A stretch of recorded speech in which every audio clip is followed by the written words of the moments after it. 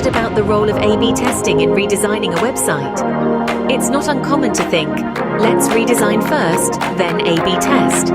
But is that the best approach? Today, we're exploring why A/B testing should be integrated into the redesign process itself. We'll look at two compelling case studies, one from Digg and another from Netflix, both of which illustrate the critical importance of A/B testing in redesigns.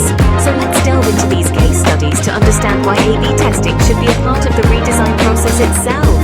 In 2010, the popular news aggregator Digg decided to overhaul their site without A/B testing.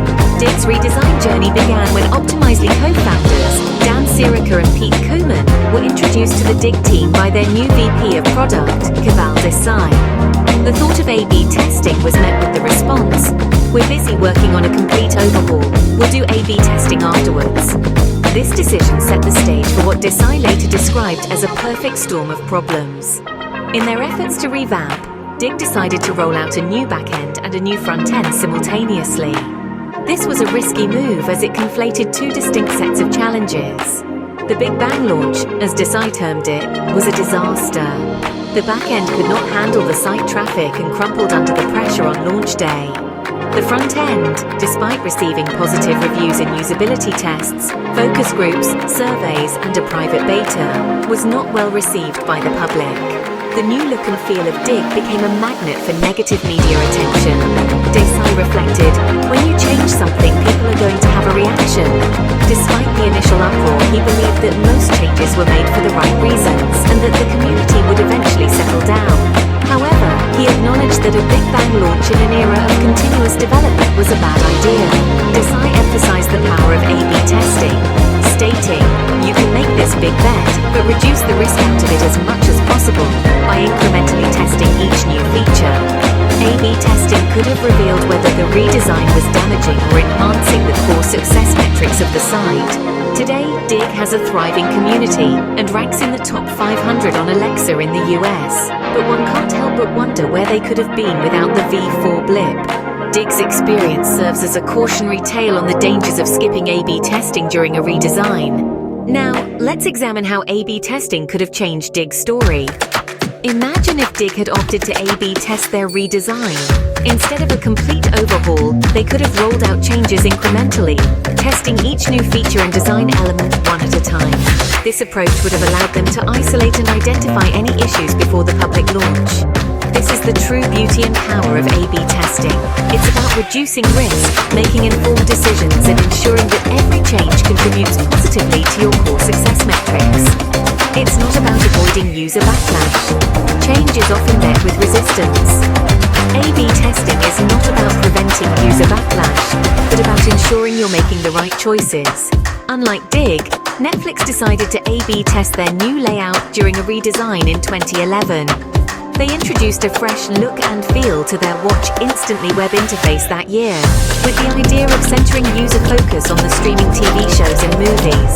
However, not long after the announcement, the backlash began, with users voicing their disapproval loudly and clearly.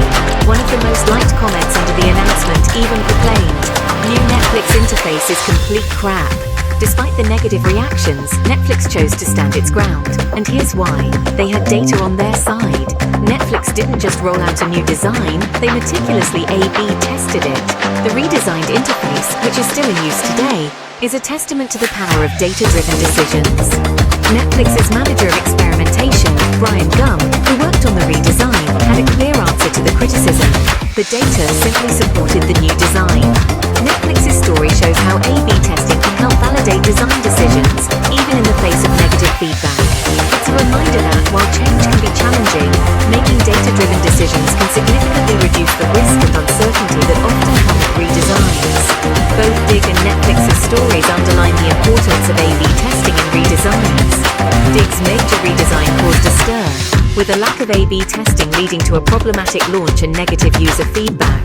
On the other hand, Netflix, despite initial backlash, stood firm on their redesign thanks to the confidence instilled by A/B testing. These experiences highlight the crucial role of A/B testing during redesigns to navigate user resistance and ensure the changes are beneficial. Remember, A/B testing is not an afterthought in redesigns, but a critical part of the process that can guide your decisions and minimize risk.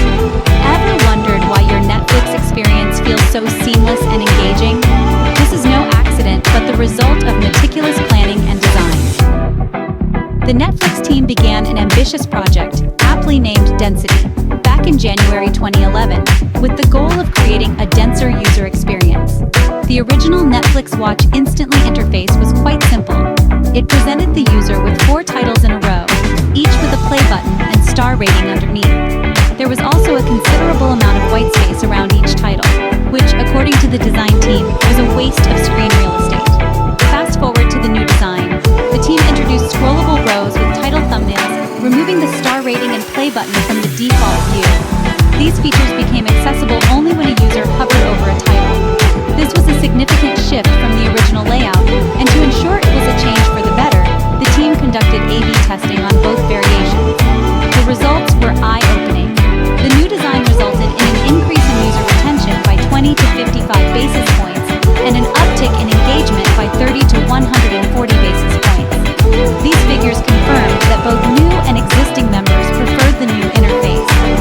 Netflix considered this a victory and rolled out the Density interface to all its users in June 2011. Post-launch, the team conducted another round of measurements for engagement and retention. The results were consistent with the initial testing phase. Users were watching more content with the new interface. However, not all reactions were positive. A vocal minority expressed their discontent with the changes. Despite this, Netflix stood firm on its data-driven approach. They understood that the metrics were a more reliable measure of success than a small fraction of negative feedback. As the team's spokesperson, Gum, pointed out, the difference between what people say and what they do is often vast. Tailoring the product experience to please a small percentage of users would not be feasible or efficient. The key takeaway from the Netflix interface redesign is the importance of data. It's not about pleasing everyone, it's about improving the overall experience for the majority of users based on empirical evidence. The Netflix interface redesign shows that holding true to data can lead to a more engaging and successful user experience, despite the inevitable backlash from a vocal minority. So the next time you're enjoying a Netflix binge, remember that every detail of your experience is the result of meticulous planning, testing, and a steadfast belief in the power of data.